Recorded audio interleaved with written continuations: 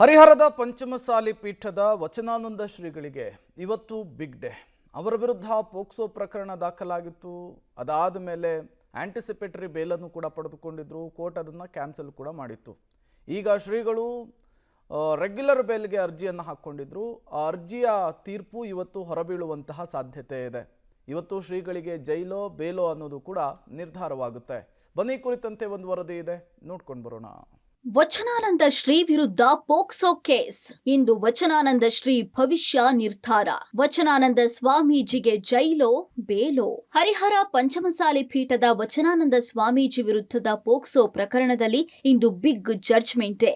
ಸ್ವಾಮೀಜಿಗೆ ಜೈಲೋ ಬೇಲೋ ಅನ್ನೋದು ದಾವಣಗೆರೆ ವಿಶೇಷ POCSO court ಆದೇಶದಿಂದ ಗೊತ್ತಾಗಲಿದೆ.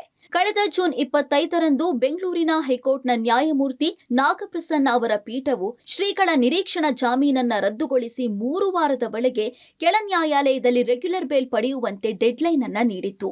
ಶ್ರೀಗಳ ಭವಿಷ್ಯ ಇಂದಿನ ತೀರ್ಪಿನ ಮೇಲೆ ನಿಂತಿದೆ. ಹೈಕೋರ್ಟ್ ಆದೇಶದ ಹಿನ್ನೆಲೆ ಜೂನ್ 27ರಂದು ವಚನಾನಂದ ಶ್ರೀಗಳು ದಾವಣಗೆರೆ ಜಿಲ್ಲಾ ವಿಶೇಷ ಪೋಕ್ಸೋ ಕೋರ್ಟ್ಗೆ ರೆಗ್ಯುಲರ್ ಬೇಲ್ ಕೋರಿ ಅರ್ಜಿ ಸಲ್ಲಿಸಿದ್ರು.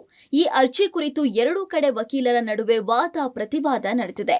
ಶ್ರೀಗಳ ಪರ ವಕೀಲರು ಇದು ಸ್ವಾಮೀಜಿ ವಿರುದ್ಧ ಮಠದ ಟ್ರಸ್ಟಿಗಳೇ ನಡೆಸಿರುವ ಒಂದು ವ್ಯವಸ್ಥಿತ ಹುನ್ನಾರ ಅಂತ ವಾದಿಸಿದ್ರು. ಪ್ರೆಸ್ ಮೀಟ್ ಮಾಡಿದ 15 ದಿನಕ್ಕೆ ಸುಳ್ಳು ಕೇಸ್ ದಾಖಲಾಗಿದೆ.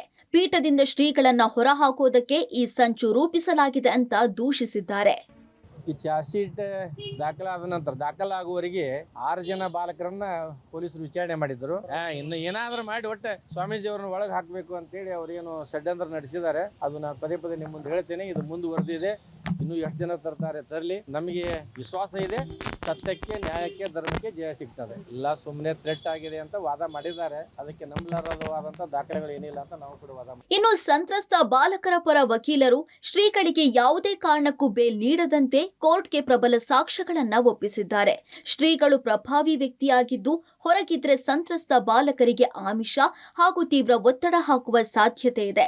ಈಗಾಗಲೇ ಶ್ರೀಗಳ ಬೆಂಬಲಿಗರು ಸಂತ್ರಸ್ತರ ಪೋಷಕರಿಗೆ ಜೀವ ಬೆದರಿಕೆ ಕೇಸ್ ಹಾಕಿ ವಾಪಸ್ ಪಡೆಯುವಂತೆ ಟಾರ್ಚರ್ ಕೊಟ್ಟಿದ್ದಾರೆ ಅಂತ ಆರೋಪಿಸಿದ್ದಾರೆ. ಸಂತ್ರಸ್ತರ ಪರವಾಗಿ ವಚನಾನಂದ ಸ್ವಾಮಿಗಳಿಗೆ ಬೇಲ್ ಸಿಗಬಾರ್ದು, ಇದೊಂದು ಘೋರ ಪ್ರಕರಣ ಅಂತ ಹೇಳಿ ನಮ್ಮ ವಾದವನ್ನ ಸಂಪೂರ್ಣವಾಗಿ ಮಂಡಿಸಿದ್ವಿ. ಜೀವ ದೂರದಾರರಿಗೆ ಜೀವ ಬೆದರಿಕೆ ಇದೆ, ಅದಕ್ಕೆ ಸಂಬಂಧಪಟ್ಟಂತ ದಾಖಲಾತಿಗಳನ್ನು ಕೂಡ ನಾವು ನ್ಯಾಯಾಲಯಕ್ಕೆ ಹಾಜರುಪಡಿಸಿದ್ವಿ. ಒಂದು ವೇಳೆ ಜಾಮೀನು ರದ್ದಾದ್ರೆ ಸ್ವಾಮೀಜಿಗಳು ನ್ಯಾಯಾಲಯದ ಆದೇಶದ ಪ್ರಕಾರ ಅರೆಸ್ಟ್ ಆಗೋ ಸಾಧ್ಯತೆಗಳು ಇದೆ.